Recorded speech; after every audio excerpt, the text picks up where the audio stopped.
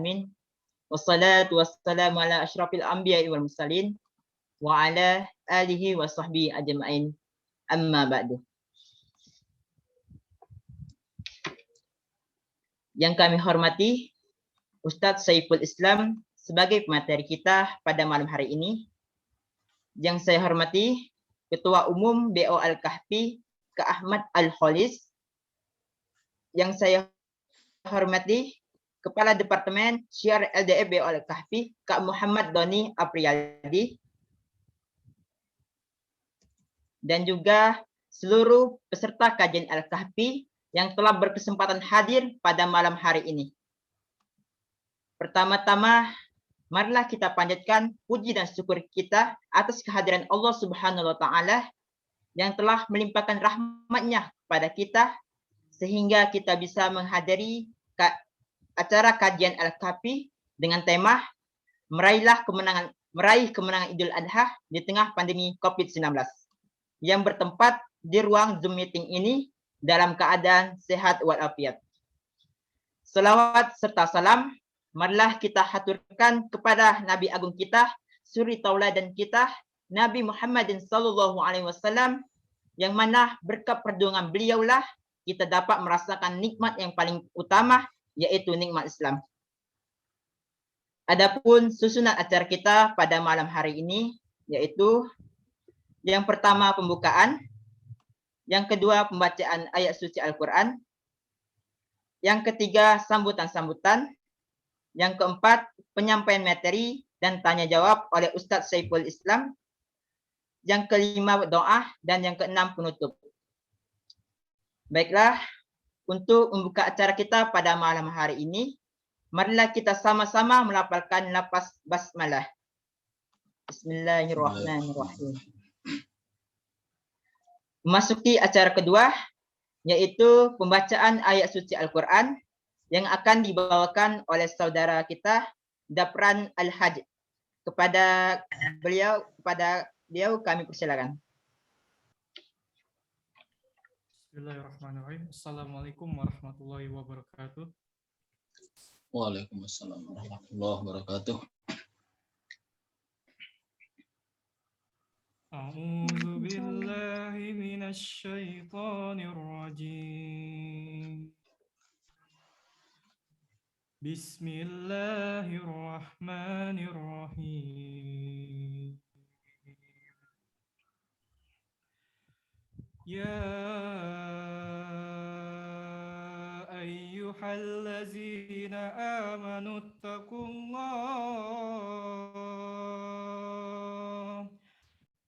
ittaqullaha wa qulu qawlan sadida yusli lakum a'malakum wa yaghfir lakum dzunubakum wa man yuti'illahu wa rasulahu faqad faza fawzan azima. Inna radna al-amanata ala samawati wal ardi wal jibal fa'abayna an yahmilnaha wa ashfaqna minha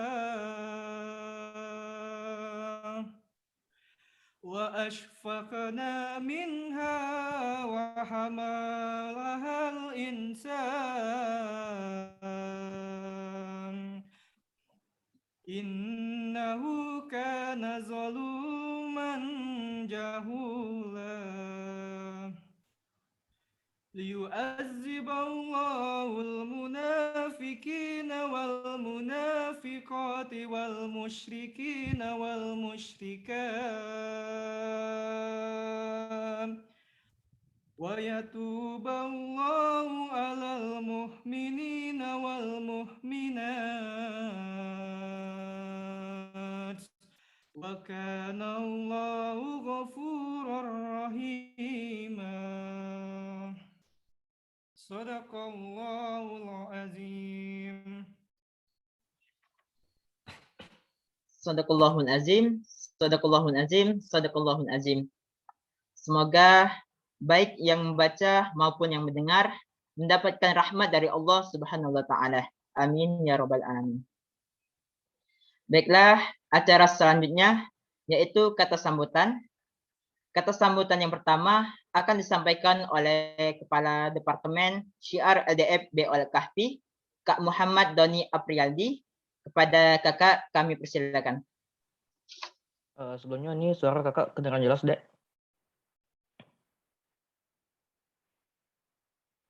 Kedengaran, Kak? Oke. Baik, bismillahirrahmanirrahim. Assalamualaikum warahmatullahi wabarakatuh. Waalaikumsalam warahmatullahi wabarakatuh.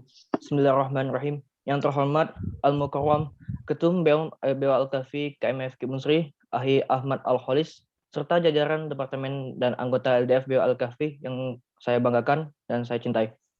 Al-Mukarram Al-Ustaz Saiful Islam selaku pembicara pada acara kajian malam ini. Al-Mukarram moderator kita pada kajian malam hari ini, D.A.D. Noprendeni, dan seluruh partisipan yang hadir pada kajian Al-Kahfi pada malam hari ini yang saya banggakan. Alhamdulillahirabbil alamin wa bihi nasta'inu ala umuri dini waddin wa aqibatal lil muttaqin. Wassalatu wassalamu ala sayyidina Muhammadin sallallahu sayyidina wa maulana Muhammadin wa ala alihi wa sahbihi ajmain. Amma ba'd. Pada kesempatan ini kami ingin mengucapkan terima kasih kepada Allah Subhanahu wa taala sehingga kita dapat berkumpul bersama di Zoom meeting ini. Selain itu juga marilah kita haturkan dan bersolawat kepada Nabi besar kita, Nabi Muhammad SAW. Para partisipan yang saya hormatin, pada hari ini kita berkumpul di Zoom meeting kajian Al-Kahfi yang bertema meraih kemenangan Idul Adha di tengah pandemi COVID-19. Saya akan menjelaskan juga apa maksud dari kajian pada malam Ahad ini. Dari kajian tersebut ialah sembari kita menunggu momen dari Idul Adha, kita mesti menambah khazanah pengetahuan kita nih tentang Idul Adha itu sendiri agar kita semakin memahami makna dari Idul Adha. Maka dari itu para partisipan bisa membawa alat tulisnya untuk ditulis apa yang disampaikan oleh Ustadz nanti. Sebelum menyimpulkan, izinkan saya perkenalkan diri terlebih dahulu. Nama saya Muhammad Doni Aprialdi, biasa dipanggil Doni. Saya selaku Ketua Departemen Syiar LDF BOL Kahfi, sekaligus Ketua Pelaksana dalam kegiatan ini. Saya ingin menyampaikan rasa terima kasih yang mendalam kepada teman-teman, kakak, mbak, dan para hadirin sekalian yang telah menyempatkan waktu untuk menghadiri kajian ini melalui via Zoom meeting. Karena kita sedang mengalami masa PPKM pandemi COVID-19, sehingga kita tidak bisa berkumpul tatap muka seperti biasanya. Maka dari itu, semoga kajian ini dapat berfaedah untuk kita semua, dan juga semoga kita yang hadir di sini selalu menjaga kesehatannya, dan juga menjaga kekebalan tubuh, agar tidak mudah merasa sakit, serta iman dan imun kita nih. Mungkin hanya ini yang dapat saya sampaikan. Salam saya pada kesempatan hari ini. Apabila saya ada salah kata atau tutur kata yang kurang menarik atau kurang bagus dari kalian, saya minta ampun kepada Allah Subhanahu wa taala. Wallahu muwaffiq ila aqwamit thoriq ila liqa. Wassalamualaikum warahmatullahi wabarakatuh. Waalaikumsalam warahmatullahi wabarakatuh. Kepada Kak Muhammad Doni Aprialdi, kami ucapkan terima kasih. Selanjutnya, marilah kita dengarkan kata sambutan dari Ketua BO Al-Kahfi, Kak Ahmad Al-Kholis. Kepada kakak, kami persilakan. Oke, apakah suara saya kedengaran, Dan?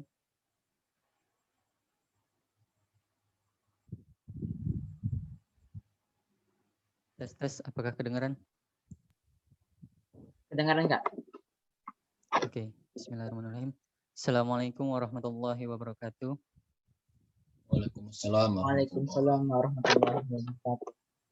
Alhamdulillahillazi hazana li hada wa ma kunna linahtadiya laula an hadanallah. Amma ba'du.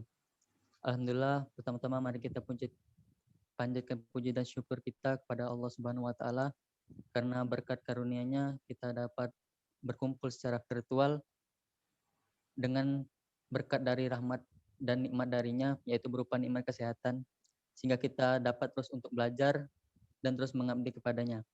Salawat beserta salam juga tak lupa kita haturkan kepada junjungan kita, Nabi Agung kita, Nabi Muhammad SAW, yang mana beliau telah menjadi sosok manusia, sosok inspirasi yang telah membawa manusia dari zaman jahiliyah menuju zaman yang insya Allah penuh barokah. Pertama-tama saya mewakili teman-teman yang lain, khususnya dari LDFBO Al-Kafi KMFI Unsri, mengucapkan terima kasih banyak kepada Ustadz Saiful Islam yang sudah berkenan hadir dan menyempatkan waktunya untuk dapat berbagi ilmu terkait tema kita malam hari ini. Terima kasih juga kepada seluruh partisipan dari berbagai universitas maupun ada dari masyarakat umum yang sudah berkenan join untuk secara bersama-sama menghadiri kajian sederhana kita ini dalam rangka menambah hazan dan pengetahuan kita terkait keislaman. Kalau kita berbicara mengenai tema kita malam hari ini, di mana tema malam ini mengangkat salah satu dari hari besar umat Islam di seluruh dunia yang selalu kita rayakan setiap tahun di bulan Zulhijjah, yang mana sebentar lagi juga kita akan rayakan, yaitu berupa Hari Raya Kurban atau Hari Raya Idul Adha. Mungkin di sini masih banyak dari kita yang hanya sekedar merayakan tanpa memahami apa yang kita rayakan itu. Mungkin juga kita di sini banyak yang hanya sekedar berkurban, namun tidak mengetahui bagaimana asal-usul dan apa sih pentingnya dari berkurban itu. Dan mungkin juga dari kita di sini pada Lebaran Zulhijjah itu hanya sekedar makan-makan dan berbagi daging kurban, namun tidak mengetahui apa makna dan hikmah yang dari kita lakukan itu. Dan mungkin berbagai hal lainnya yang seharusnya hal tersebut sudah tertanam atau dipahami oleh seluruh umat Islam, agar pelaksanaan Hari Raya Kurban dapat betul-betul secara hikmat kita laksanakan, sehingga dapat memberikan manfaat baik bagi diri sendiri maupun masyarakat umum, serta harapan utama kita agar dapat menjadi barokah, serta amal ibadah kita berupa amal kurban kita diterima oleh Allah Subhanahu wa taala. Karena tentu tidak akan sempurna amal perbuatan yang kita lakukan kalau kita tidak mengetahui atau tidak memahami ilmunya. Terlebih pada saat ini kondisi kita sedang dalam pandemi COVID-19, yang tentunya pelaksanaan Hari Raya Kurban mungkin pada sebagian wilayah atau sebagian orang tentu tidak akan seperti biasanya. Karena sangat pentinglah bagi kita untuk mengetahui bagaimana pelaksanaan Idul Adha Kurban yang dapat diterima oleh Allah Subhanahu wa taala pada kondisi pada saat ini. Karena itu dihadirkannya Ustaz Saiful Islam ini, di mana beliau dengan segudang pengetahuannya dan pengalamannya dalam dunia keislaman dan dakwah agar dapat terus mengupgrade pengetahuan kita sebagai umat Islam untuk terus mengikuti perkembangan zaman yang ada pada saat ini dengan nilai-nilai Islam, khususnya terkait Hari Raya Kurban. Mungkin itu saja yang dapat saya sampaikan. Lebih kurangnya saya mohon maaf, kepada Allah saya mohon ampun.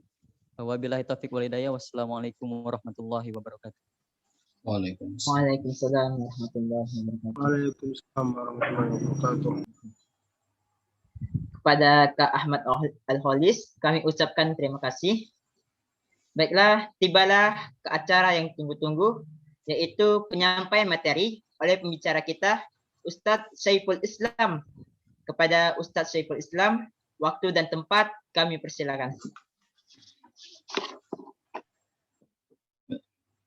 Bismillahirrahmanirrahim.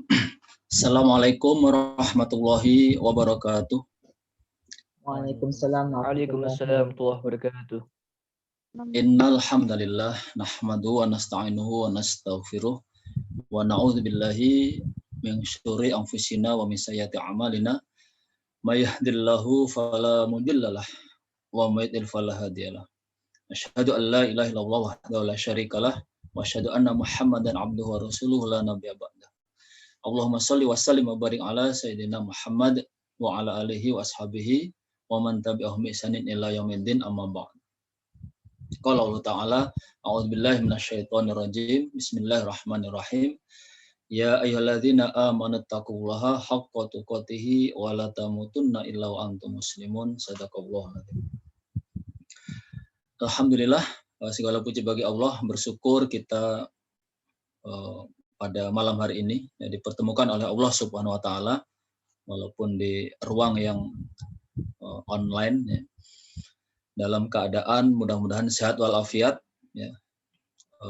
Dalam kondisi pandemi wabah saat ini tentu kesehatan menjadi nikmat yang luar biasa. Setelah nikmat iman dan Islam, tentunya nikmat kesehatan adalah nikmat yang sangat luar biasa, karena di luaran sana ya, saudara kita, keluarga kita, rekan kita banyak sekali yang saat ini menderita atau mengalami sakit, ya, baik sakit karena virus ya COVID-19 ataupun sakit-sakit yang lain. Karena itu sekali lagi marilah kita bersyukur pada Allah Subhanahu wa taala dengan meningkatkan ketaatan kita kepada Allah, mumpung kita masih diberikan kekuatan, kemampuan, dan umur.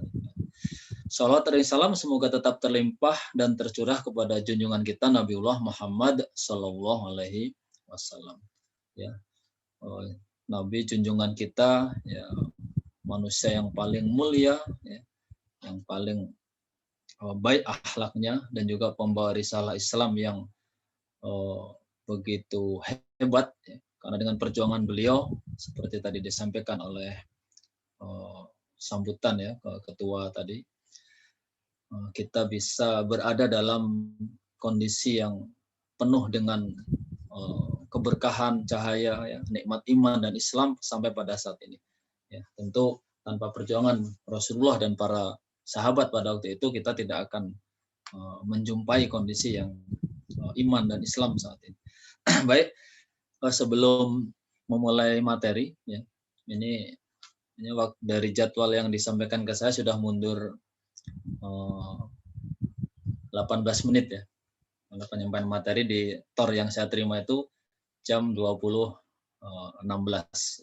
Mudah-mudahan nanti waktunya tidak kemalaman. Ya. Saya ucapkan terima kasih yang sebesar-besarnya ya kepada BO Al-Kahfi ya, FKIP Unsri ya. Saya tahu FKIP ya, pernah dengar Al-Kahfi, tapi saya belum mengenal sebenarnya secara dalam Al-Kahfi, tapi tiba-tiba saya diminta untuk menjadi pemateri. Jadi saya ucapkan terima kasih. Mudah-mudahan ini menjadi ajang awal untuk silaturahim ya, sila ukhuwah di antara kita untuk nanti lebih mengenal ya. Kalau kenalannya sekarang di sini nanti habis waktunya kita. Baik, saya izin share screen ya. Sudah jadi host ya, insya Allah ya.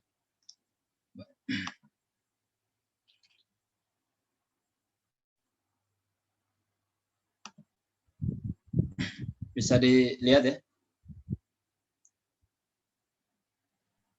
Bisa, Ustaz.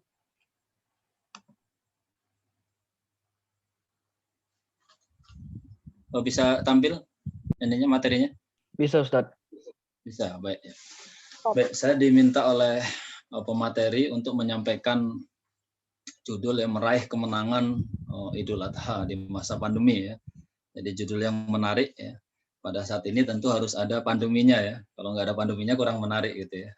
Karena kita di suasana pandemi. Tapi tidak apa ya. Walaupun sebenarnya kalau meraih kemenangan ini lebih pasnya itu Idul Fitri ya. Lebaran Idul Fitri biasanya kita meraih kemenangan. Ya.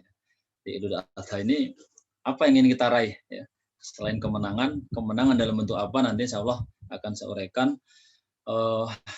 Ini tadi sudah diperkenalkan ya, nama saya Saiful Islam.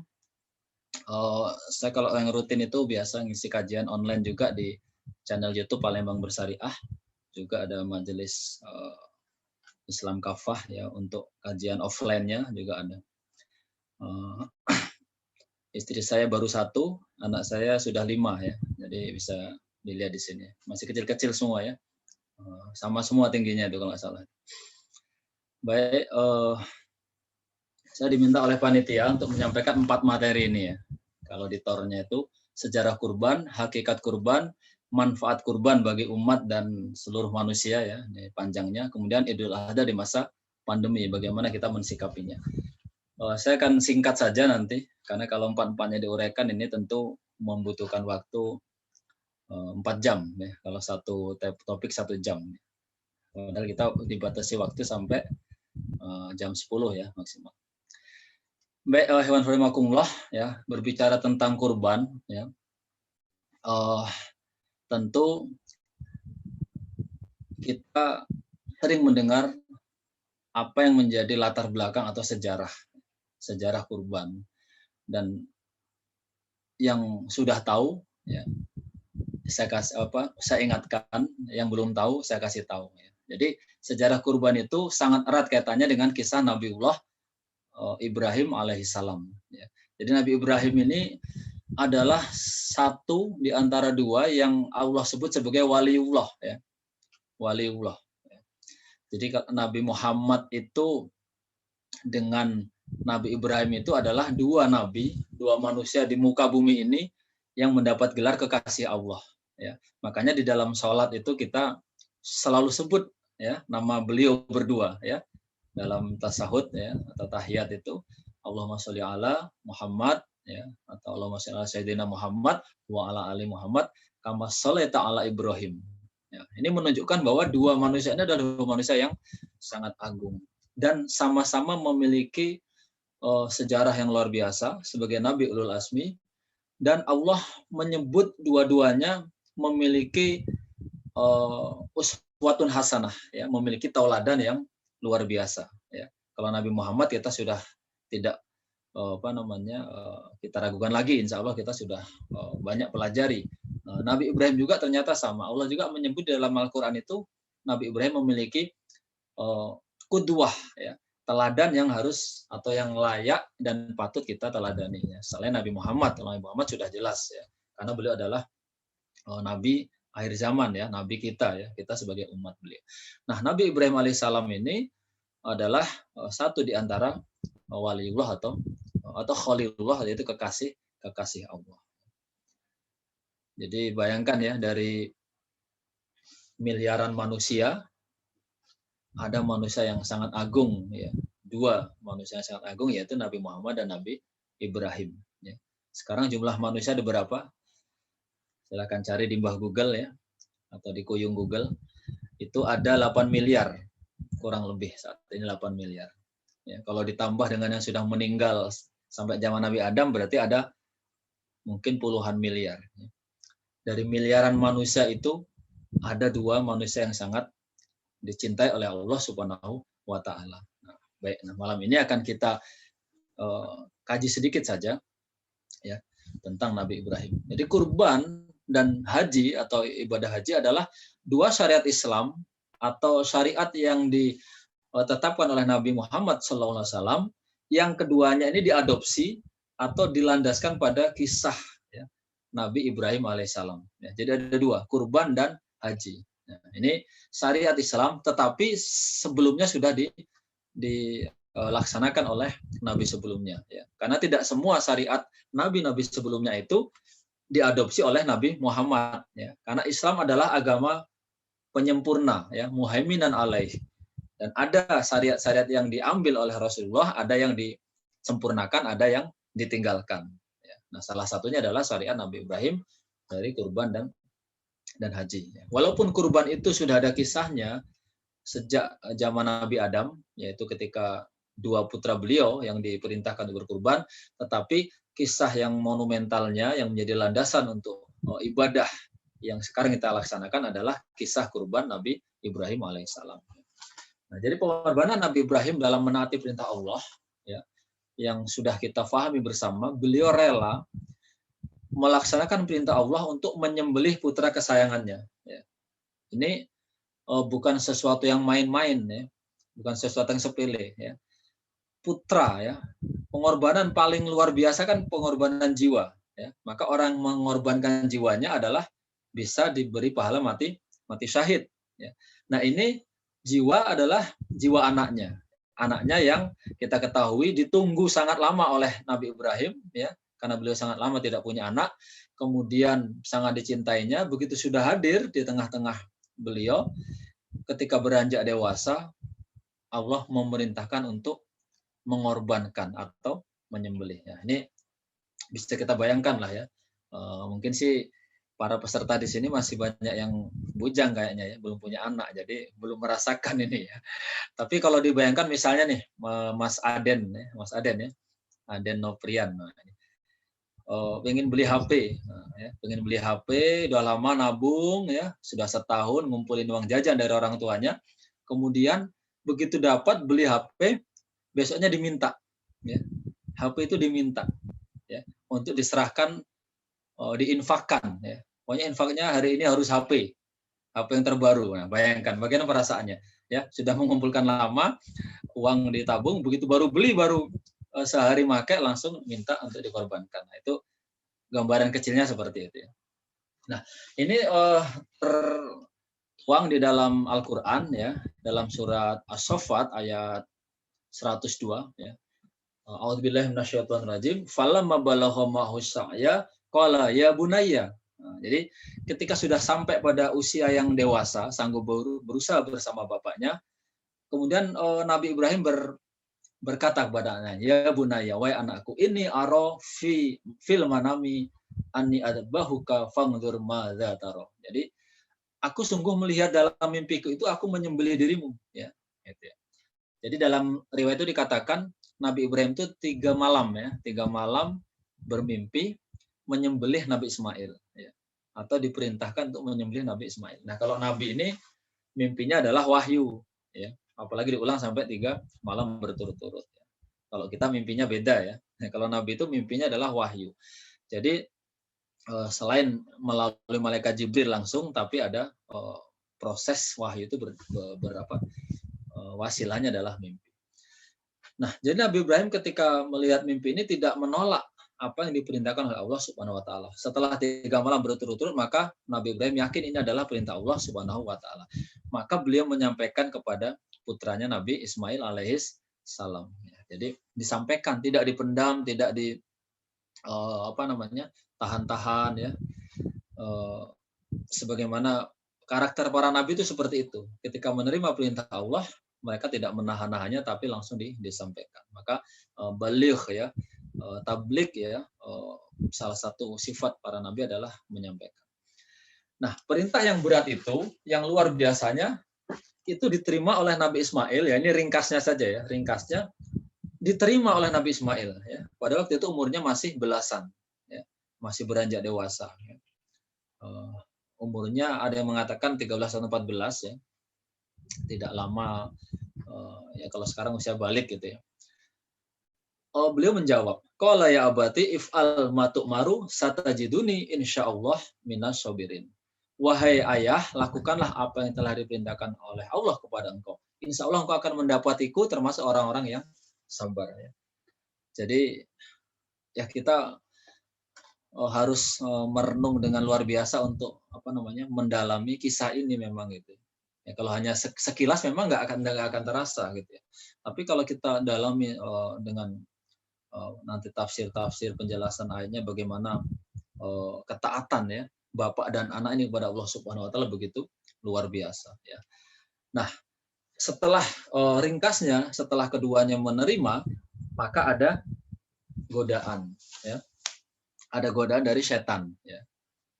Jadi Nabi Ibrahim digoda oleh setan, Nabi Ismail juga oleh setan digoda, juga ibunya digoda oleh setan ya.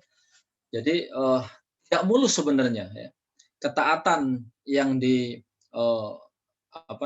diterima ya oleh Nabi Ibrahim dan Nabi Ismail itu tidak mulus untuk menuju pelaksanaannya ya. Tetapi ada godaan dari setan ya. Jadi ya godanya dengan berbagai bisikan lah ya. Masa sih ya kalau bahasa kitanya gitu ya. Masa sih Ibrahim, anak ini kan anak yang sedang lucu-lucunya, engkau sudah menanti lama gitu ya. Ini godaan-godaannya gitu ya. Nah, ini nanti bisa kita aplikasikan kepada aktivitas kita sehari-hari nih ya. Terhadap apa yang perintah Allah, kita merasa berat ya ketika ada godaan-godaan. Termasuk ibunya, apalagi ibunya juga digoda. Maka dari situ muncullah salah satu ritual ibadah haji, yaitu lempar jumroh ya. Kalau antum pernah mendengar ibadah haji itu ada lempar jumroh ya, jumroh ula, kemudian jumroh wusta dan jumroh akobah. Itu adalah ritual yang diambil dari ketika Nabi Ibrahim, Nabi Ismail dan ibunya Hajar itu melempar setan. Jadi pergilah engkau setan gitu ya. Pergilah, jangan mengganggu kami gitu ya. Nah, jadi begitu luar biasanya ya, mereka digoda oleh setan tetap melaksanakan perintah Allah Subhanahu wa taala. Maka pelajaran atau hikmah dari peristiwa kisah kurban keluarga Ibrahim alaihissalam ini adalah satu pengorbanan dan ketaatan ya. Apa itu pengorbanan dan ketaatannya? Tidak ada penolakan terhadap perintah Allah Subhanahu wa taala. Ya. Jadi makanya Nabi Ibrahim itu disebut sebagai Khalilullah, kekasih Allah, dan disebut bapaknya para nabi, dan luar biasalah banyak julukannya karena memang luar biasa ya. Nabi Ibrahim ini sejak muda, bahkan ujiannya sampai tua gitu ya. Dari muda sampai tua itu ujiannya luar biasa, dan beliau sama sekali tidak menolak perintah Allah Subhanahu wa taala. Jadi sami'na wa ata'na. Ya, ini karakter seorang mutakin, sami'na wa ata'na. Maka di dalam Al-Qur'an nanti kita akan banyak jumpai peristiwa-peristiwa yang terjadi di zaman Nabi Muhammad ya. Itu adalah dari doa-doa Nabi Ibrahim. Ya. Termasuk Nabi Muhammad juga adalah hasil dikabulkannya doa Nabi Ibrahim alaihissalam. Ya, karena Nabi Ibrahim di masa akhirnya itu berdoa kepada Allah karena beliau merasa belum selesai tugas kenabiannya. Beliau berdoa, ya Allah, utuslah nanti ya di negeri ini seorang nabi dari kaum mereka. Ya. Nah, itulah nanti dalam tafsir dikatakan Nabi Muhammad sebagai dikabulkannya doa Nabi Ibrahim. Yang kedua adalah adanya godaan setan pada setiap aktivitas kita untuk melaksanakan perintah Allah. Jadi Nabi Ibrahim saja digoda, Nabi Ismail digoda, ya. Siti Hajar ibunya juga digoda, apalagi kita, ya. Apalagi kita, gitu ya. Pasti akan digoda. Nah, tinggal bagaimana kekuatan kita untuk melawan godaan dari setan. Ya, baik setan berupa jin, ya, dari bangsa jin, minal jinnati, atau setan dari wanas, manusia, ya. Ya, contoh setan manusia itu di bulan Ramadan, ya. Di bulan Ramadan itu setan-setan dari kalangan jin itu diikat, dibelenggu, tetapi masih banyak orang nggak puasa, ya. Masih banyak orang yang melakukan maksiat. Nah, itu berarti setannya bukan jin lagi itu, ya. Setannya itu dari kalangan manusia, atau jangan-jangan dirinya sudah lebih hebat dari setan, nggak perlu digoda setan lagi, dia sudah bisa bermaksiat. Nah, ini kira-kira seperti itu. Nah, ini hikmahnya ya dari situ. Nah, itu secara ringkas ya sejarah dan pelajaran yang bisa kita ambil dari kisah Nabi Ibrahim. Kita langsung masuk yang kedua, biar cepat ya, nanti kita diskusi saja. Hakikat kurban. Hakikat kurban kita bisa ambil dari makna kurban itu sendiri ya. Jadi makna kata kurban itu berasal dari kata kuroba. Ya. Kuroba, yakrobu, ya, kurban, ya, atau kurbanan. Nah, jadi dari kata koruba, atau kalau kita sering dengar tuh kata korib, ya. Korib itu kan dekat, ya. Kalau bait itu jauh, korib itu dekat. Maka kalau di Indonesia itu diambil itu adalah karib, ya. Nah, kita sering dengar sahabat karib, ya. Itu sahabat dekat itu, ya. Itu dari kata koruba sebenarnya, ya, atau koroba. Nah, artinya dekat atau mendekati atau menghampiri. Nah, ini dikutip dari Al-Jawi dalam Mat Dawam tahun 84. Jadi kata kuroba, ya.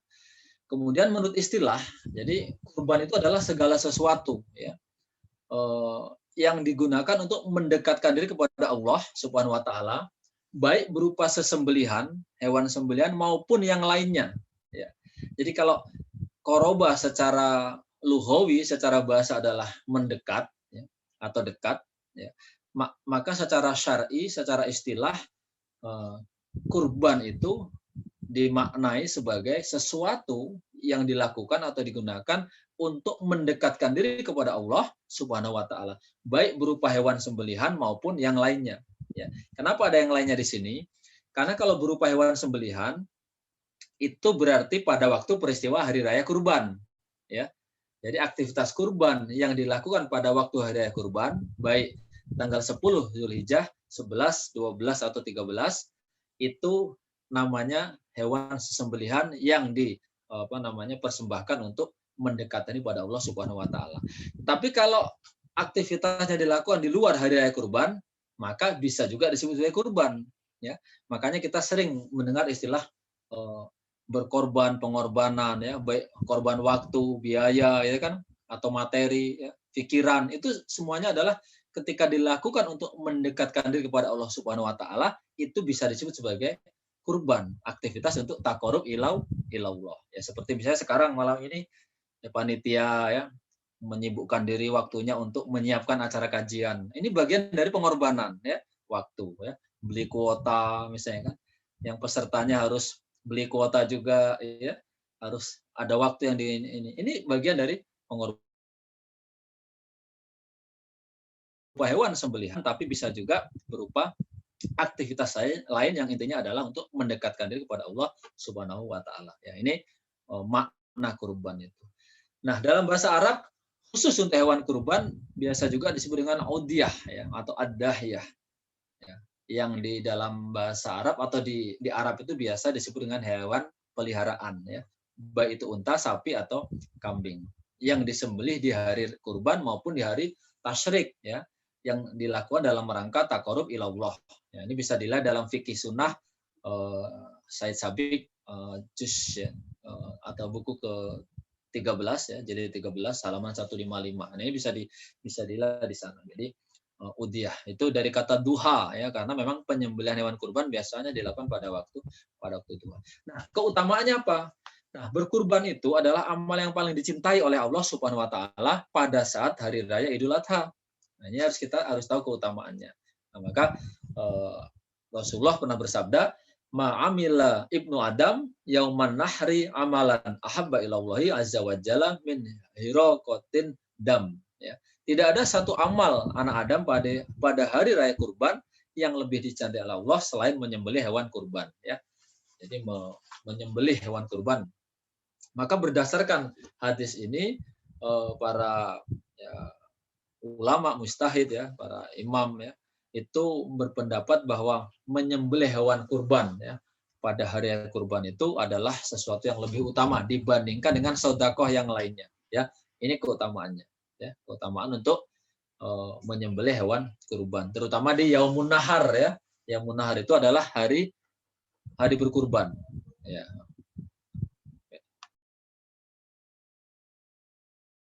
Izin sebentar.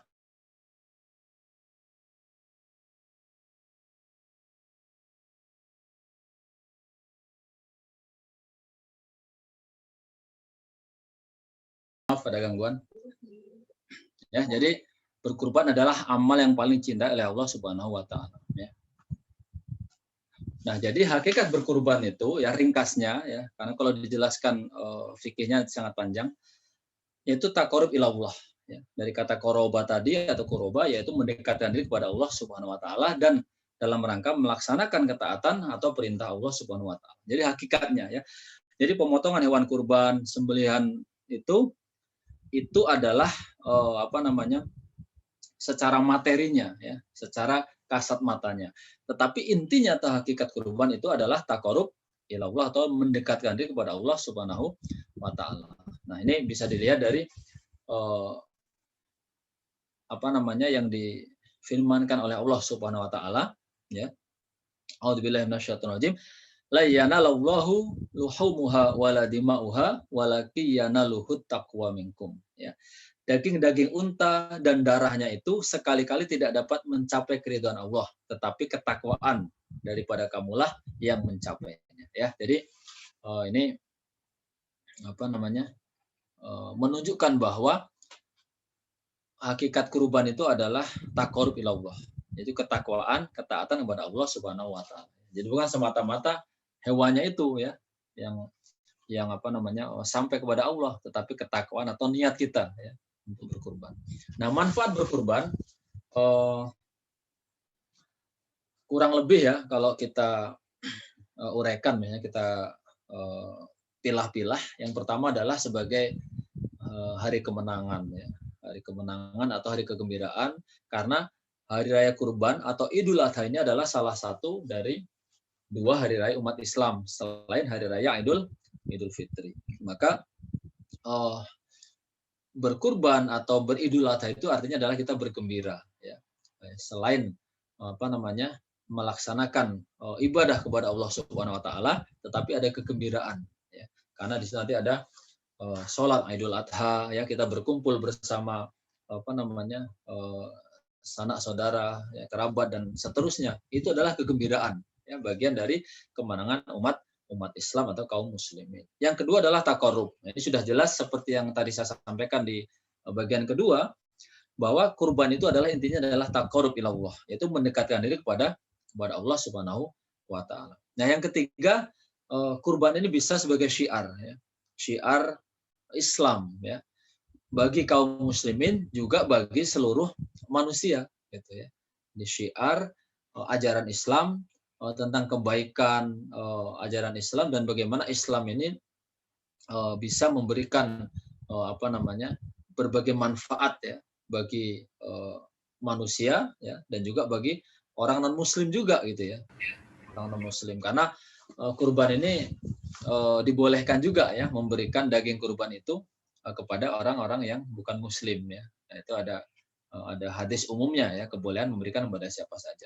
Nah, keempat adalah salah satu momen untuk menumbuhkan jiwa dermawan atau berbagi terhadap sesama ya, karena memang nanti daging kurban ini kan sebagaimana dijelaskan di dalam hadis ya, Rasulullah pernah bersabda bagaimana setelah kurban itu dipotong, disembelih, maka Rasulullah menganjurkan untuk menyedekahkan ya, kepada orang-orang fakir, kepada kerabat karib atau kepada orang-orang yang meminta.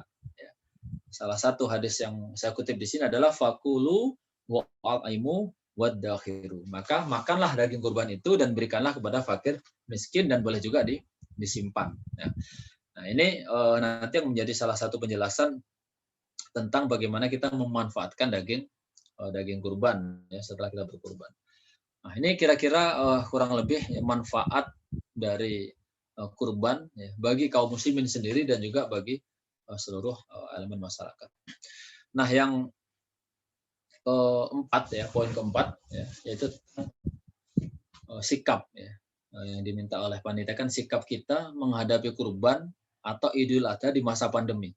Ya, saya tidak akan menyampaikan hal teknis bagaimana kita berkurban atau beridul adha di masa pandemi, tapi kalau nanti ada pertanyaan bisa kita diskusikan ya.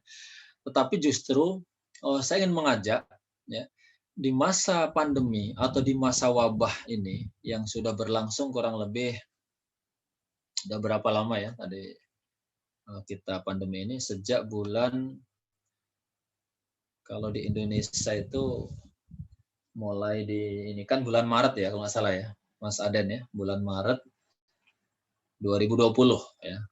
Tapi kalau di Wuhan-nya sana, di Wuhan itu mulai muncul itu dari November tahun 2019.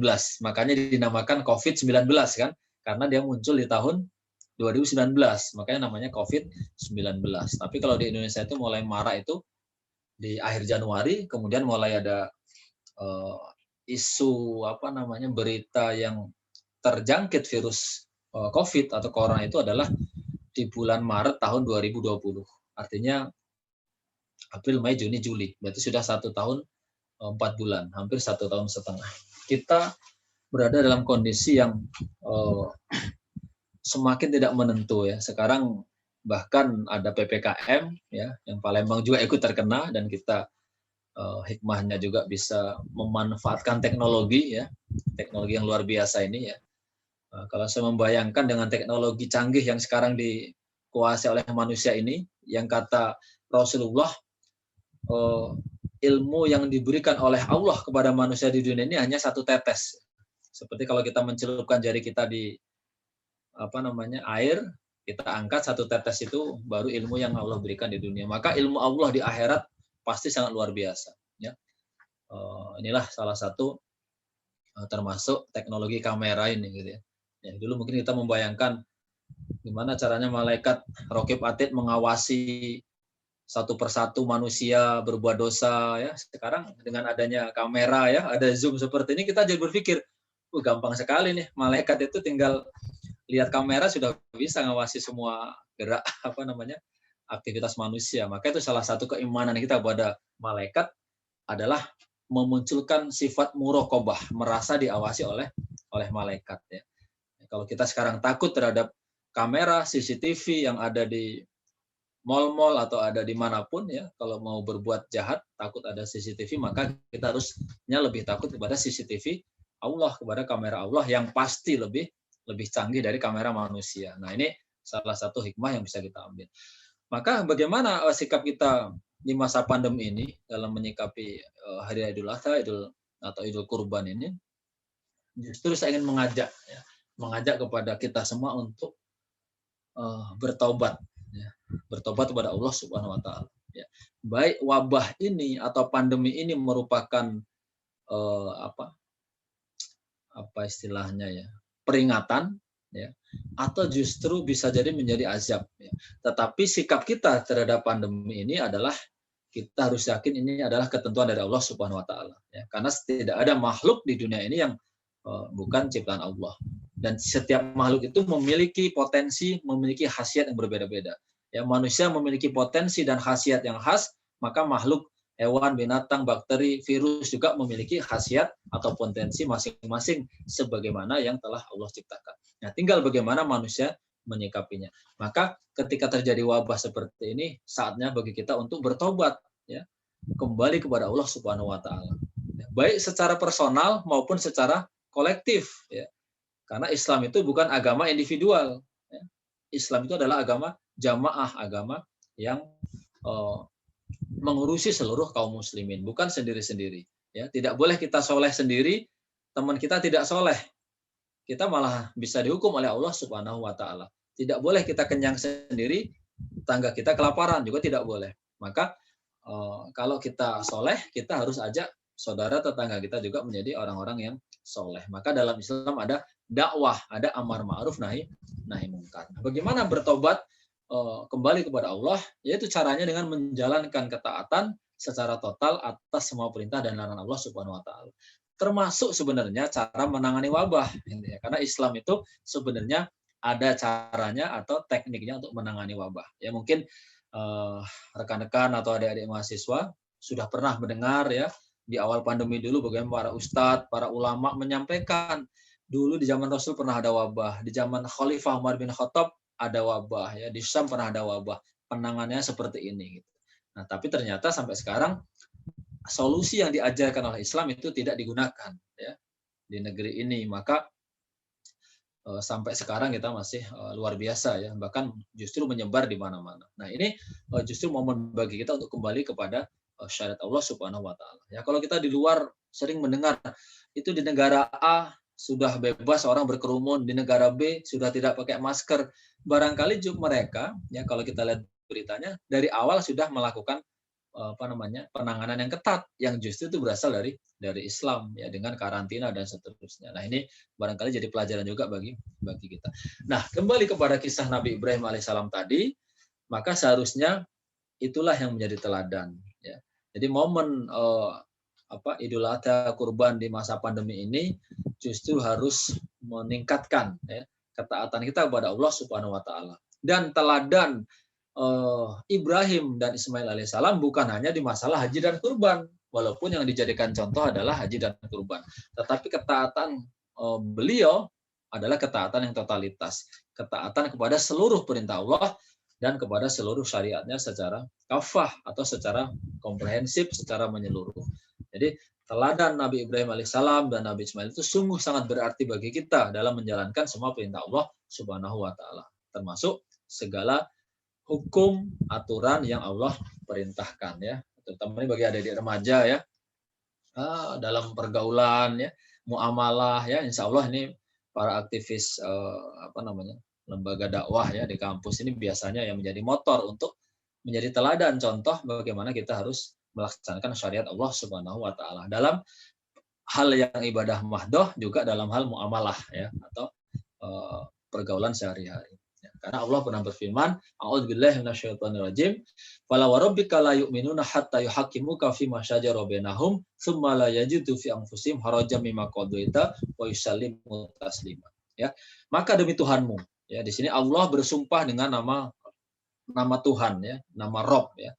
Fala warabbika ya, kalau kita biasa mendengar Allah bersumpah dengan ciptaan-ciptaannya ya, wasyamsi atau wassamai dan seterusnya, maka di sini Allah bersumpah dengan namanya sendiri, la yu'minuna. Pada hakikatnya manusia itu tidak beriman hatta yuhaqqimuka fima shajara bainahum, sebelum menjadikan apa yang Rasulullah bawa itu sebagai pemutus perkara. Artinya segala hukum itu berasal dari Allah dan Rasulnya, yaitu Al-Quran dan As-Sunnah. Maka sikap kita sebagai seorang mukmin, sebagai seorang yang muttaqin adalah taat pada aturan Allah dan Rasulnya, terhadap segala apa yang telah diperintahkan. Nah, mudah-mudahan dengan ini kita bisa taat secara totalitas sebagaimana yang dicontohkan oleh Nabi Ibrahim dan Nabi Ismail, sehingga kita bisa meraih kemenangan. Ya. Jadi kemenangan di kurban atau kemenangan di hari Idul Adha ini adalah meningkatnya ketaatan kita kepada Allah. Jadi kalau setelah berkurban, setelah sholat id, setelah lebaran haji, tidak meningkat keimanan kita, tidak meningkat ketaatan kita, berarti kita belum menang. Nah, gitu ya. Tidak ada raihan yang kita ambil, tidak ada hikmah yang kita ambil. Nah, itu barangkali sebagai pengantar nanti bisa kita diskusikan, termasuk mungkin nanti tentang fikih kurban ini cukup panjang ya. Kalau dibahas di sekarang nanti mungkin agak memakan waktu, tapi nanti akan kita diskusikan kalau ada pertanyaan tentang fikih kurban. Kalau ada yang belum paham, belum tahu tentang fikih kurban, nanti akan kita bahas insya Allah sebatas yang saya pahami. Walau lebih sawab, itu saja materi pengantarnya. Terima kasih atas segala perhatiannya. Billahi taufiq wal hidayah. Wassalamualaikum warahmatullahi wabarakatuh. Waalaikumsalam warahmatullahi wabarakatuh. Masya Allah, sungguh banyak sekali pembelajaran yang bisa kita dapatkan dari materi yang Ustaz jelaskan. Baiklah, itu tadi pemaparan materi yang telah disampaikan oleh Ustaz Syaiful Islam. Selanjutnya, kami membuka sesi tanya jawab kepada kakak-kakak dan teman-teman yang ingin bertanya. Silakan untuk raise hand atau langsung membuka mikrofonnya, atau bisa juga lewat chat Zoom. Kepada kakak-kakak dan teman-teman yang ingin bertanya, dipersilakan.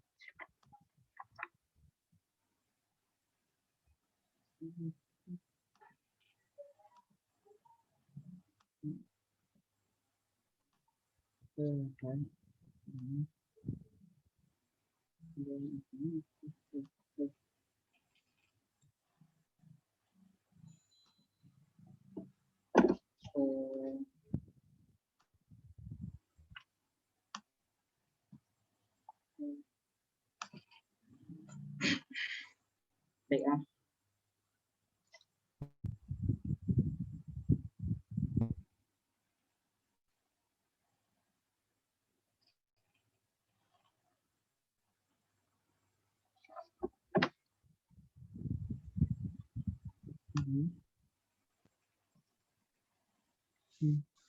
Baiklah kakak-kakak atau teman-teman yang ingin bertanya, dipersilakan, bisa lewat chat Zoom atau bisa langsung saja disampaikan.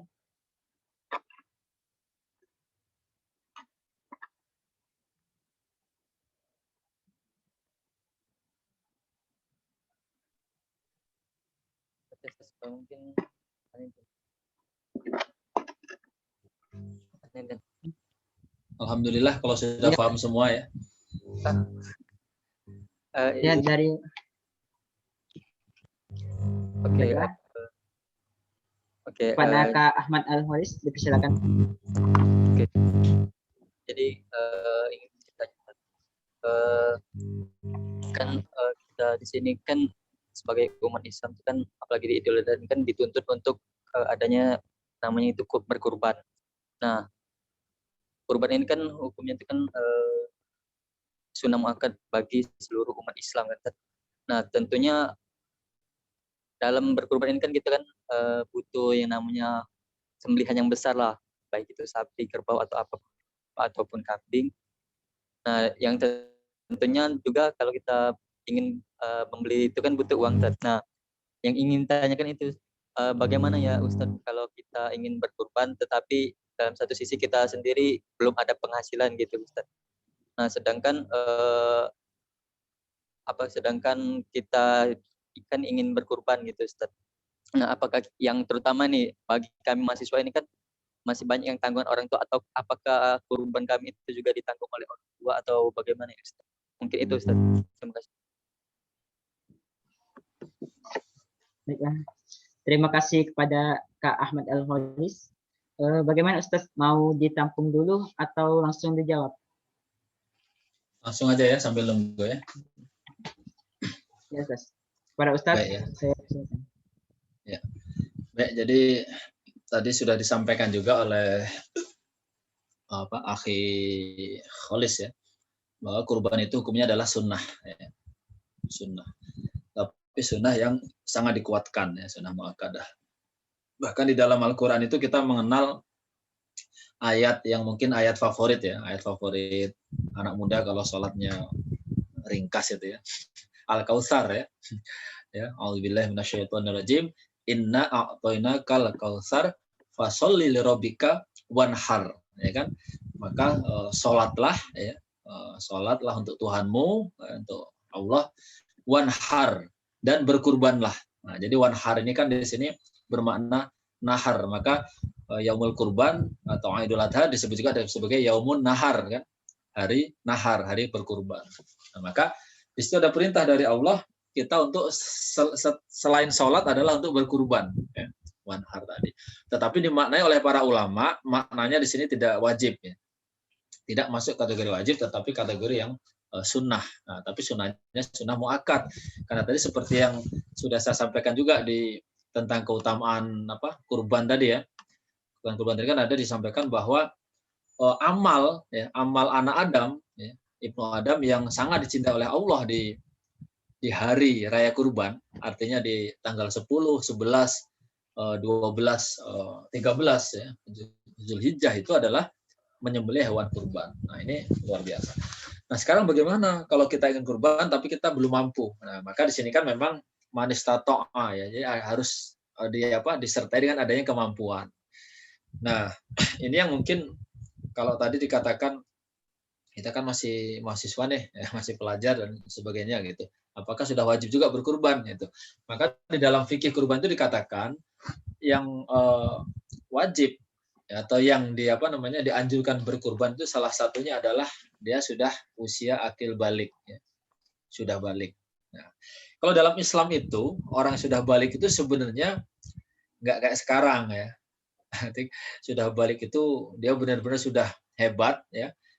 Bisa jadi dia sudah bisa berpenghasilan sendiri ya, bekerja, bisa membantu orang tua, bahkan ya bisa punya penghasilan gitu ya. Beda dengan sekarang sih ya. Kalau sekarang ini anak balik itu umur 12 tahun ya. Umur 17 tahun masih jadi anak mama biasanya ya. Masih dibiayai orang tua gitu ya. Walaupun ada mungkin di desa-desa ada yang membantu orang tua. Tapi kalau dalam Islam itu anak-anak umur balik itu sudah luar biasa gitu. Kalau kita kenal bagaimana sejarah para sahabat, sejarah para tabi'in, ya, para pendahulu Islam itu luar biasa. Gitu. Kalau antum ingat Usamah bin Zaid, ya, mungkin yang antum kenal Zaid ya, Zaid bin Sabit ya, Zaid bin Sabit kan sahabat Rasulullah. Beliau itu punya anak namanya Usamah bin Zaid. Usamah bin Zaid itu umur 17 tahun. Itu sudah diutus oleh Rasulullah Shallallahu Alaihi Wasallam ya untuk menjadi panglima perang, memimpin pasukan yang jumlahnya ratusan ribu menuju ke Romawi, ke Syam. Ya, itu menjelang wafatnya Rasulullah Shallallahu Alaihi Wasallam. Ya. Nah sekarang Mas Aden ini umur berapa? Udah ada 17? 19 Ustaz. 19 ya. Usamah bin Zaid itu 17 tahun menjadi panglima perang ya. Menyerang Romawi. Nah, coba sekarang bayangkan kalau Mas Aden jadi panglima perang menyerang, kalau sekarang musuh Islam kan Israel ya. Ke Israel jadi panglima perang. Kebayang nggak kira-kira? Sudah sanggup belum kira-kira? Ya. Artinya kalau umur 17 tahun itu sudah ditunjuk jadi panglima perang, berarti latihan perangnya itu sudah lama ya kan? Sudah bertahun-tahun. Nah, itu kira-kira. Nah, untuk aktivitas yang luar biasa saja seperti itu, apalagi aktivitas untuk mencari penghidupan. Maka ketika sudah balik, seorang laki-laki itu seharusnya memang sudah bisa berusaha sendiri dalam Islam. Tapi karena sekarang pendidikannya memang berbeda, kurikulumnya bukan kurikulum Islam, maka yang kita saksikan seperti saat ini. Bahkan kalau antum pernah dengar kisah Muhammad Al-Fatih, itu 18 tahun sudah menjadi sultan, ya, jadi gubernur ya.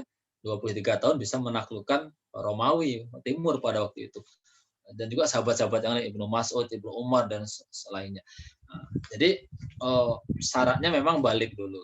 Nah, kalau belum mampu bagaimana? Harus ada kesungguhan. Nah, ini yang kadang kesungguhan ini yang kita tidak kita tidak punyai gitu. Cerita, pengen kurban tapi tidak baca, mana ya, nggak ada niat. Nah, maka ada niat, ada azam, harus ada ikhtiar, ada upaya. Ya, saya saja yang sudah ya ada penghasilan bekerja gitu ya. Kalau pas hari kurbannya itu kadang susah gitu. Tiba-tiba harus ada uang, misalnya 3 juta untuk beli kambing, itu memberat, maka harus menabung. Jadi pengalaman saya dalam beberapa tahun itu memang tiap bulan menabung gitu ya. Menabung misalnya 200.000 saja, 10 bulan itu 2 juta. Nah, nanti kalau sudah 2 juta pas mau kurban, harga kambing 2.500.000, tinggal minta ke orang tua misalnya kalau yang belum bekerja kan. Ma, Pa, pengen kurban nih gitu. Tambahin dong 500. Nah, orang tuanya kan insya Allah akan senang. Wah, alhamdulillah ya. Anak kita ini sudah nabung nih, udah dapat 2 juta untuk kurban. Pasti akan senang, akan ditambahin gitu kira-kira ya. Atau bagaimanalah kalaupun harus bekerja lagi, berusaha lagi, nambahnya dikit gitu kan. Tapi kalau tiba-tiba, aduh besok ingin kurban nih, aduh cuma punya uang 50.000 di dompet ya, jadi berat memang gitu ya. Nah, salah satu untuk mengazamkan niat itu memang adalah dengan menabung. Ya, maka walaupun ini tidak contohkan secara langsung oleh zaman sahabat, karena kalau sahabat dulu kan memang berdagang ya, kalau dagang ya suka dapat uang banyak biasanya gitu kan. Kalau sekarang ini kan banyak yang jadi ekonomi sulit, apalagi pandemi seperti ini ya gitu. Maka menabung itu menjadi salah satu langkah untuk mewujudkan azam kita bahwa kita punya niat untuk berkurban, untuk meraih amal pahala yang luar biasa yang dipuji oleh Allah dan Rasul-Nya, yaitu berkurban di hari nahar ini gitu. Nah, maka harus ada upaya. Nah, maka kalau sekarang belum bisa, niatkan mulai 1 Muharram nanti mulai nabung ya.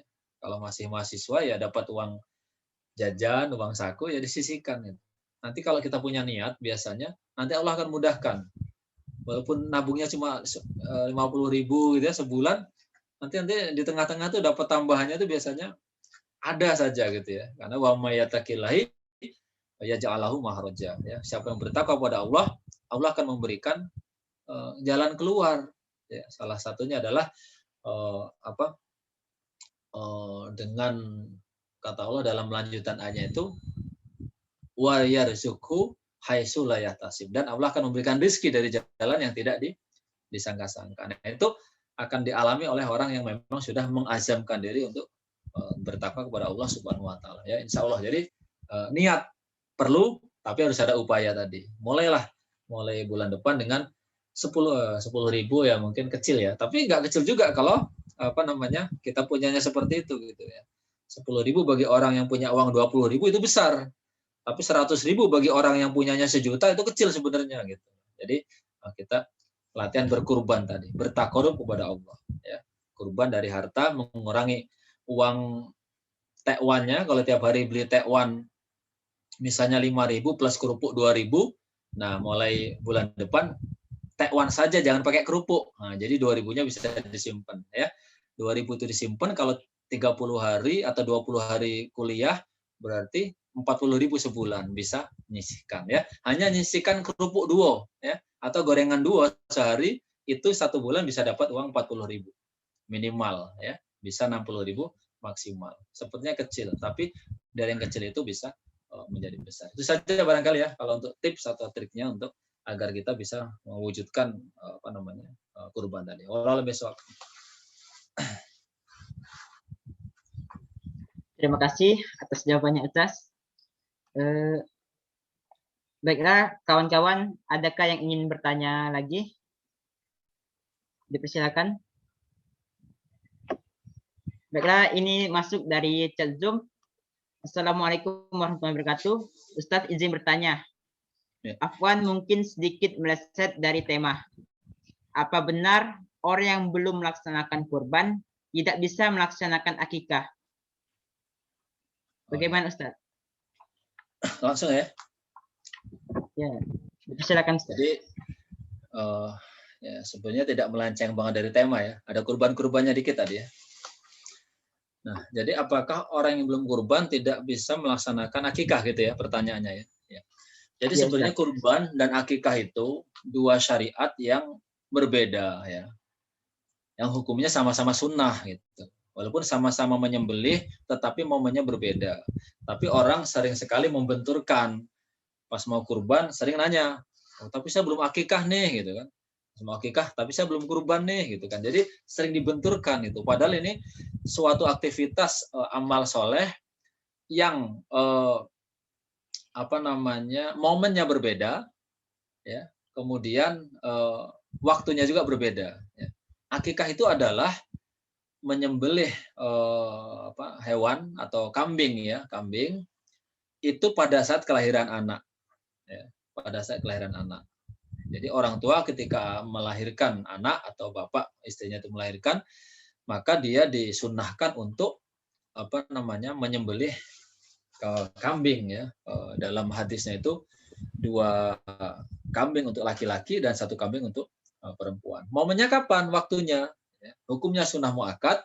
Waktunya adalah hari ke-7, hari ke-14 atau hari ke-21 berbarengan dengan biasanya pemberian nama dan pencukur rambut. Jadi waktunya tuh itu, ya. Waktunya bukan bulan Zulhijjah gitu. Jadi bisa Muharram, bisa Safar, bisa Rabiul Awal, Rabiul Akhir, tergantung kapan anaknya lahir gitu. Jadi tidak ada kaitannya dengan kurban sebenarnya. Nah, jadi akikah itu sunnahnya dianjurkan kuatnya adalah pada hari ke-7, 14 atau 21. Itu hadisnya. Tapi para ulama mengatakan atau berpendapat di luar itu, ketika pas hari itu tidak mampu, maka masih dibolehkan. Ya, maka ada yang mengatakan dia akikah sudah umur 10 tahun baru diakikahin, atau bahkan mengakikahi dirinya sendiri kan. Tanya pada bapak ibunya dulu belum pernah diakikahin nih, udah umur 50 tahun akikah sendiri. Ya, itu nggak apa-apa. Ya, itu para ulama itu membolehkan. Ada yang mengatakan pendapatnya hukumnya masih sunnah, tapi ada yang berpendapat hukumnya juga sudah mubah, ya, artinya mubah. Jadi sudah sedekah biasa lah, ya, gitu. Nah, sementara kurban adalah aktivitas yang dilakukan pada bulan Zulhijjah pada hari yang ditetapkan juga, yaitu harinya Yaumun Nahar, yaitu 10 Zulhijjah, kemudian hari Tasyrik, yaitu tanggal 11, 12 dan 13. Jadi waktunya 4 hari. Itu pelaksanaannya. Jadi tidak ada saling tabrakan gitu, ya, nggak ada saling kaitan sebenarnya gitu. Karena momennya berbeda, ya. Kalau Aden atau Holis tadi mau kurban nunggu akikah dulu, ya nunggu punya istri dulu, punya anak dulu gitu kan. Baru bisa akikah, baru kurban. Jadi tidak seperti itu, ya. Jadi waktunya tidak perlu dibenturkan karena momennya berbeda, waktunya berbeda, yang disembelih juga berbeda, ya. Kalau kurban itu ya kalau kambing itu 1, ya. Kalau sapi atau unta bisa untuk maksimal 7 orang. Nah, itu seperti itu, ya. Jadi tidak ada saling mengikat. Kalau belum ini nggak boleh ini, kalau belum ini nggak boleh ini, itu tidak. Karena itu amal soleh, sunnah yang berkaitan memang dengan penyembelihan kurban atau penyembelihan hewan, tetapi momennya itu berbeda, waktunya berbeda. Jadi walaupun belum punya anak, walaupun diakikahin dia kurban. Karena akikah itu bisa kapan saja, tapi kurban waktunya terbatas. Ya, kalau akikah itu sudah lewat dari harinya, ya 7 hari, 14 hari, 21 hari, kan nanti bisa dilakukan kapan saja, pas ada rezeki gitu, ya. Sedangkan kurban nggak bisa selain 4 hari di bulan Zulhijjah ini. Ya. Karena kalau sudah bulan ke-15, tanggal 15, ya, tanggal 15 Zulhijjah, itu sudah bukan kurban lagi namanya. Pahalanya bukan pahala kurban, itu. Dia sudah menjadi sedekah biasa, ya. Itu, ya, itu catatannya. Itu barangkali yang dapat saya jawab. Wallahu a'lam bishawab. Terima kasih atas jawabannya, Ustadz. Baiklah, kawan-kawan, adakah yang ingin bertanya lagi? Dipersilakan. Bisa langsung atau lewat chat Zoom.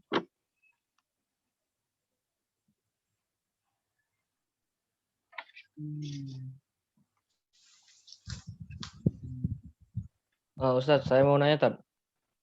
Ya, silakan. Oke. Doni mau tanya, Tad. Misal nih, sebenarnya Doni mau konfirmasi dulu, Ustadz, ya. Ini kalau untuk sapi itu untuk satu kelompok ada sekitar 7 sampai 8 orang, ya, Tad, ya.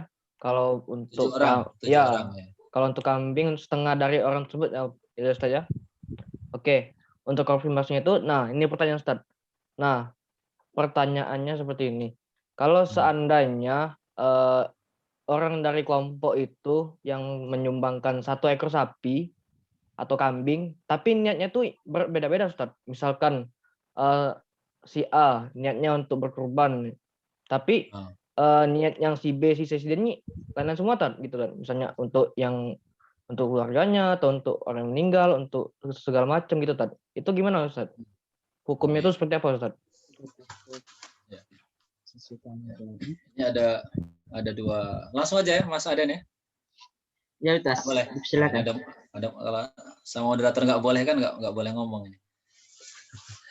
Ya, jadi ada 2 pembahasan sebenarnya. Pertama tentang jumlah orang ya berkurban itu. Jadi kalau untuk kambing itu 1 ya, bukan setengahnya sapi ya. Tapi kalau kambing itu hadis untuk 1 orang. Ya. Itu untuk kalau kurban kambing.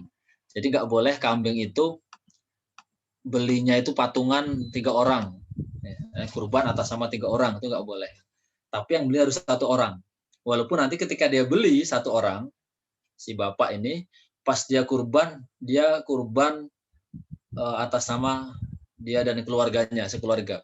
Itu hukumnya mubah, boleh. Tapi kalau belinya nggak boleh patungan atau nggak boleh iuran seperti sapi. Nah, sementara sapi atau onta, memang dalam hadis itu dikatakan boleh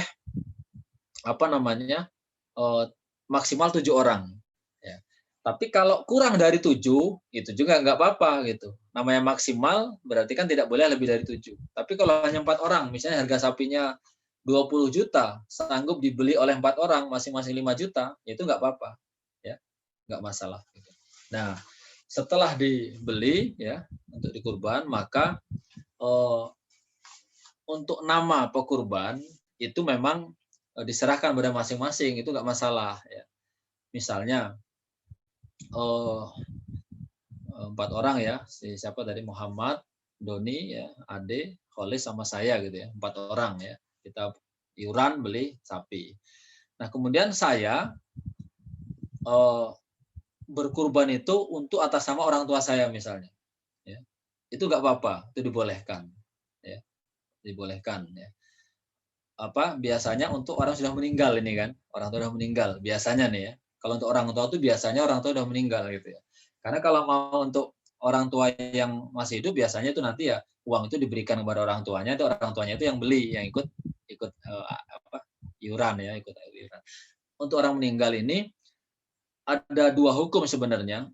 Ulama berpendapat. Yang pertama boleh secara mutlak ya.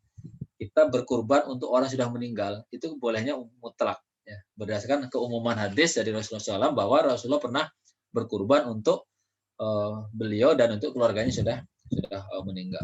Tapi ada ulama yang berpendapat juga kalau untuk orang yang meninggal itu harus ada wasiat. Ya. Walaupun ini dalam beberapa pendapat ulama itu lebih lemah dalilnya gitu ya, lebih lemah gitu. Jadi ada yang memakruhkan kita berkorban untuk orang yang sudah meninggal, kecuali ada wasiat. Ya, misalnya sebelum meninggal bapak kita berpesan gitu, nak nanti bapak ini belum pernah kurban, nanti tolong kalau ada rezeki kurban ya atas sama bapak gitu kan, atau ninggalin uang nanti tambahin bapak, itu ada wasiat berarti ya. Tetapi dalil yang masyhur ya, yang ambil oleh para ulama itu keumuman lafadznya yaitu kebolehannya. Baik ada wasiat atau tidak ada wasiat, itu dibolehkan berkurban atas nama orang yang sudah meninggal. Nah, ketika itu ditempelkan kepada sapi yang tadi iuran, 4 orang atau 7 orang tadi, itu nggak masalah. Gitu. Karena memang yang penting tidak lebih dari 7 orang. Gitu. Ya, jadi tidak apa-apa. Untuk nama sendiri, untuk nama orang tua, atau untuk nama siapa yang memang ingin dia keluarganya yang dulu sudah meninggal tapi belum sempat berkurban. Jadi itu hukumnya boleh saja. Jadi itu barangkali ya Mas Doni tadi ya. Jadi tentang iuran, berkurbannya iuran, kemudian tentang boleh enggak itu kan hukumnya itu berkurban atas nama orang yang sudah meninggal gitu. Kemudian ditempelkan pada sapi yang barang-barang tadi gitu. Nah, itu hukumnya adalah boleh secara dalil umumnya seperti itu. Yang memakruhkan itu sedikit gitu ya. Jadi lebih banyak yang membolehkan. Itu barangkali wallahu a'lam bishawab. Terima kasih atas jawabannya Ustadz. Baiklah kawan-kawan, adakah yang ingin bertanya lagi?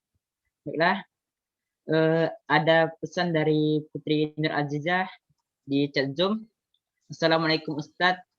Afwan izin bertanya mengenai berkorban di saat pandemi. Banyak sekali yang mengadakan jasa kurban namun via online. Mohon pandangannya Ustadz. Syukran Ustadz. Oh ya, baik. Jadi yang maksudnya via online ini adalah menyelenggarakan kurban di tempat lain ya biasanya ya, di tempat lain. Jadi mungkin bukan jasa ya. Kalau jasa menyembelih kurban online agak susah kan. Motong sapi online kan susah ya. Apa namanya? Goloknya itu nggak nyampe nanti ke sapinya kalau online gitu ya. Tapi penyelenggara kurban misalnya nih kayak BO Al-Kahfi kan. BO Al-Kahfi menyelenggarakan kurban atau menerima penitipan pemotongan hewan kurban untuk disebarkan ke lingkungan Al-Kahfi yang tidak secara ekonomi gitu, membutuhkan fakir. Nah, itu namanya kan panitia ya, kepanitiaan. Kemudian saya menitipkan, saya percaya kepada BO Al-Kahfi. BO Al-Kahfi ini amanah, jujur dan bisa dipercaya untuk bahwa kurbannya itu nanti akan diserahkan kepada yang berwenang yang berhak menerima gitu ya. Kalau berwenang kan nanti polisi gitu ya.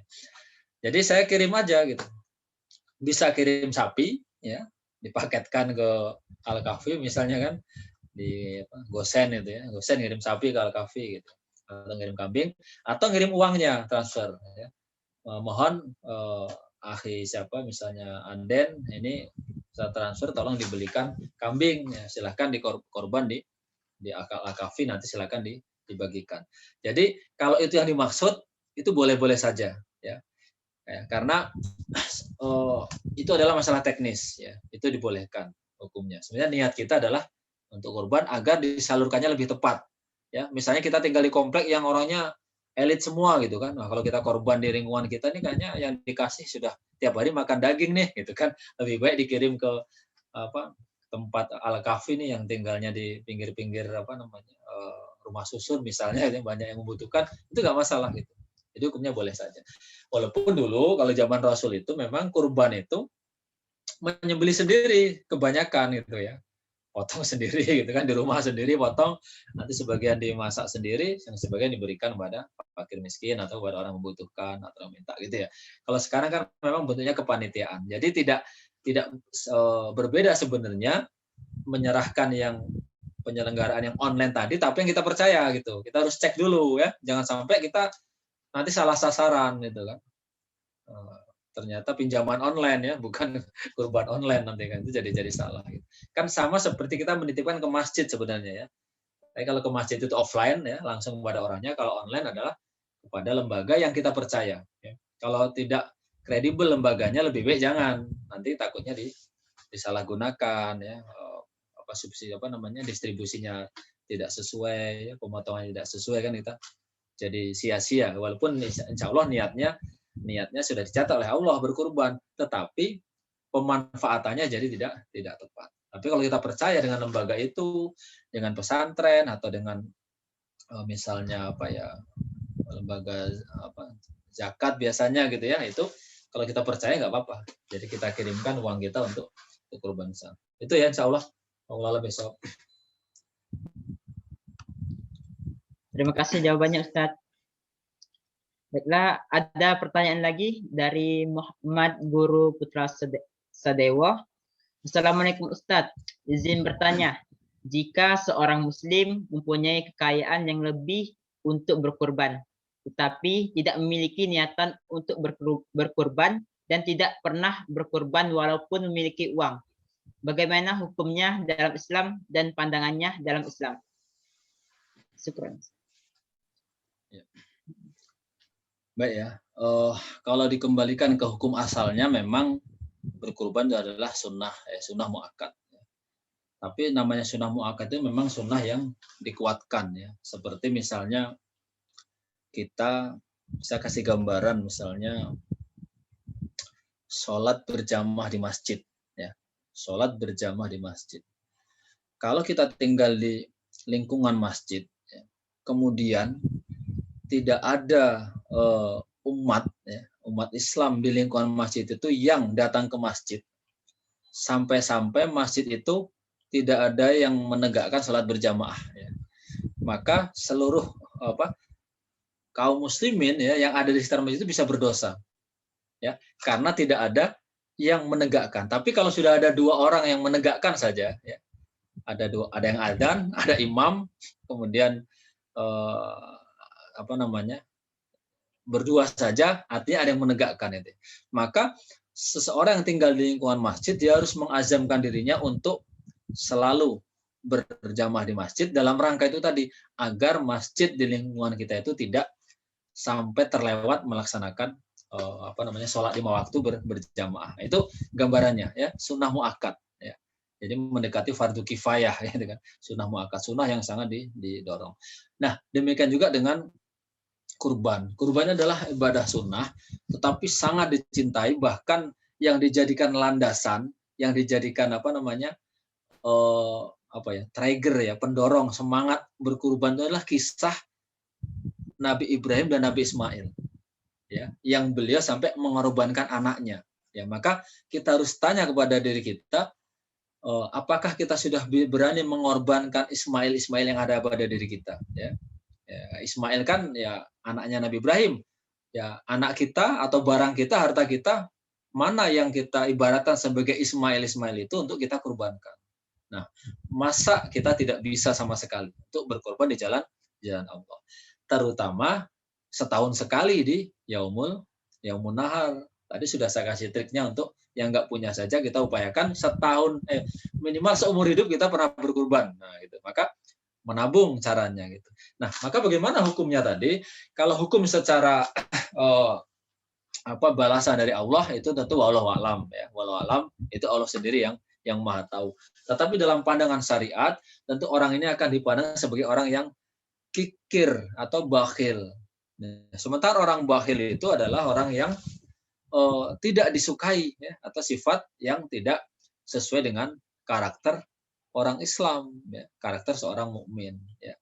Bahkan orang yang kaya, kalau dia itu ya, nyumbang atau infaknya itu sedikit, itu saja sudah dikatakan bakhil, gitu, ya.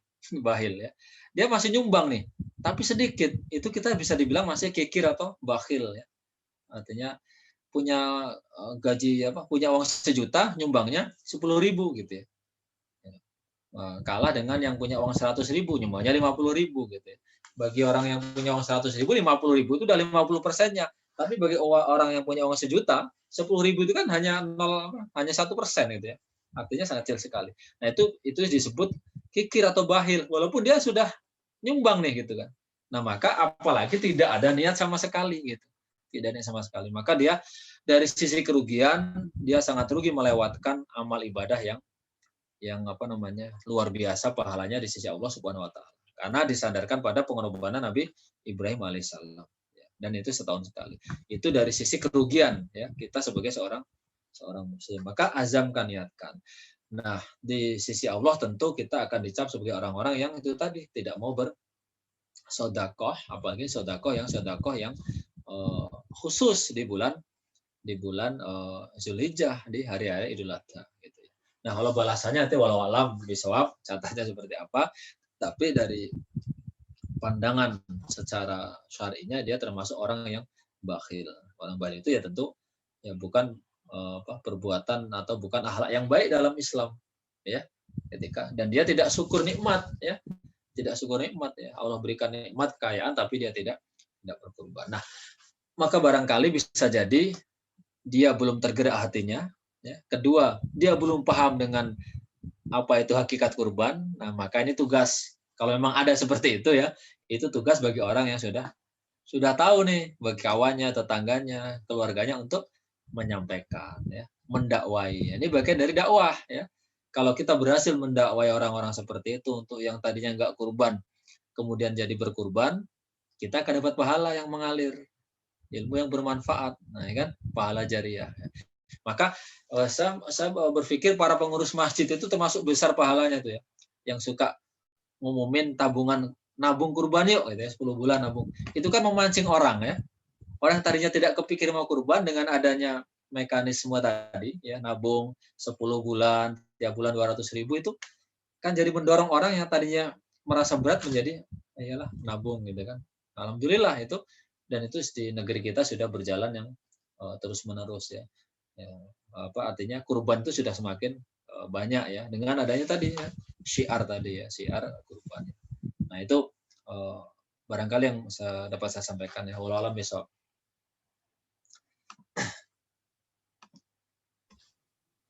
Terima kasih atas jawabannya, Ustaz. Baiklah, kawan-kawan yang ingin bertanya lagi, dipersilakan.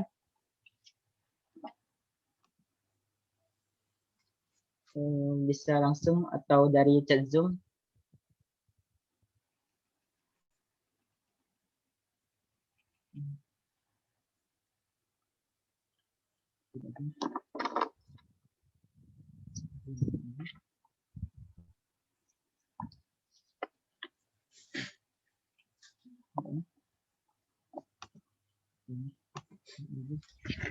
Bila tidak ada lagi yang ingin bertanya, kita cukupkan dulu untuk sesi tanya jawabnya. Baiklah, kita lanjutkan ke acara selanjutnya, yaitu pembacaan doa yang akan dibawakan oleh saudara Arif Diahul Haq. Kepadanya kami persilakan.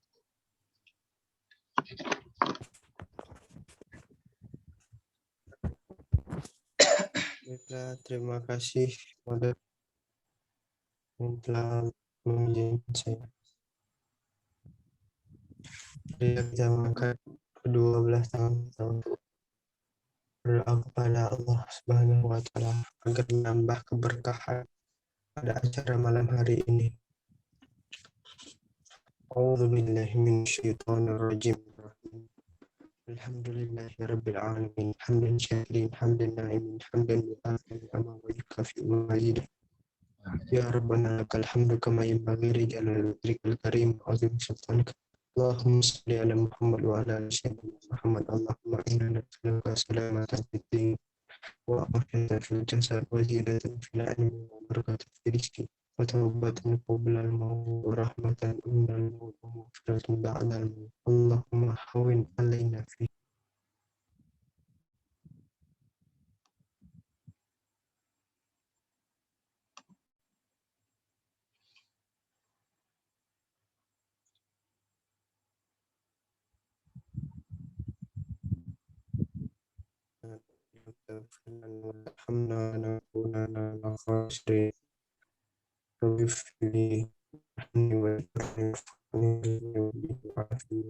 Rabbana hab lana min azwajina wa dhurriyyatina qurrata a'yun waj'alna lil muttaqina imama. Allahumma bihal Fatiha wa syiril Fatiha wa binuril Fatiha wa barakatil Fatiha ya Faridah ya Faridah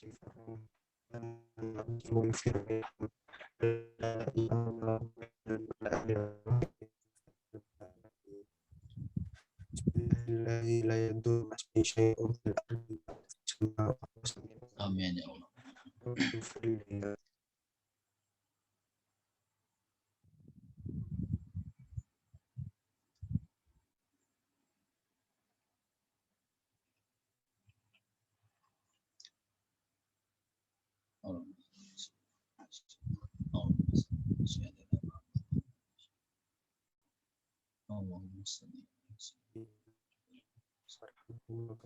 يعني صغارا ربنا آتنا في الدنيا حسنة وفي الآخرة حسنة وقنا عذاب النار. سبحانك اللهم وتحية فيها السلام وآخر دعواهم أن الحمد لله رب العالمين.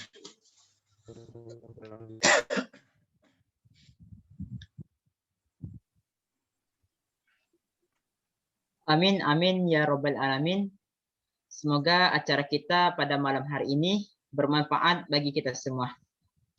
Baiklah, sebelum menutup acara kita pada malam hari ini, kami akan mengambil sesi dokumentasi terlebih dahulu. Baiklah kepada kakak-kakak dan teman-teman untuk mengaktifkan kameranya. Kepada operator kami persilakan untuk mengambil komunitasnya. Yang pertama, kami akan menyerahkan sertifikat kepada pemateri kita, Ustadz Saiful Islam. Kepada operator silakan untuk memperlihatkan sertifikatnya. Memberikan.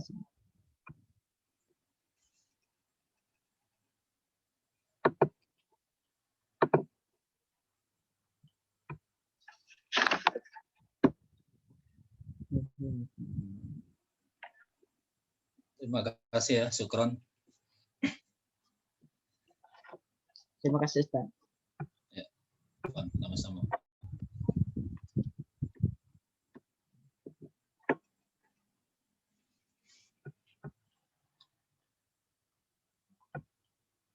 Baiklah, terima kasih. Baiklah, kita mulai sesi dokumentasinya. Slide pertama. 1, 2, 3. Silakan kepada kawan-kawan untuk membuka untuk on cam terlebih dahulu untuk sesi dokumentasinya. Bagi yang belum on cam, masih off cam, silakan di on cam dulu.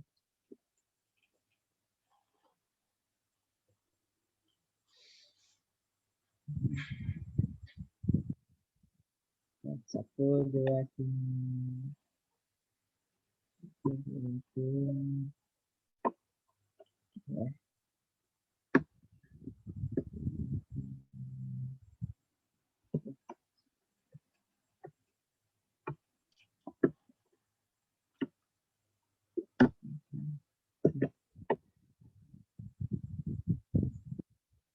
Slide ini.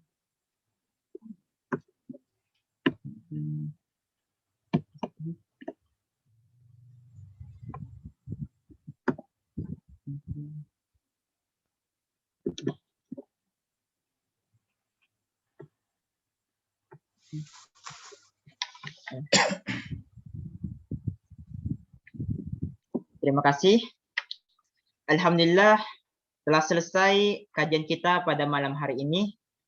Kami ucapkan terima kasih kepada Ustadz Saiful Islam sudah menyempatkan waktunya untuk mengisi acara pada malam hari ini.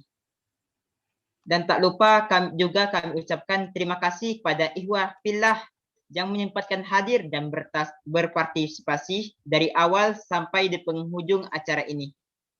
Baiklah, untuk menutup acara kita pada malam hari ini, marilah kita sama-sama mengucapkan lafaz hamdalah.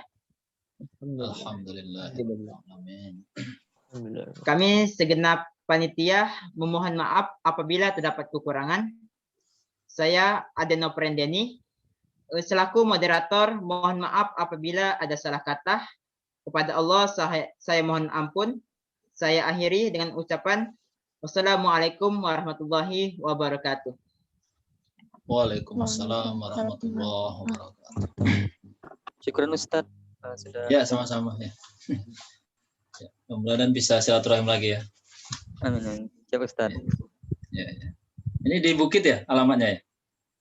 Iya, iya Ustaz, ada di Bukit sama KM 5. Ada dua Ustaz. Bukan di Indralaya ya? Bukan. Palembang nih lah ya. Terpisah. Oh. FKIP bukan di Laya ya?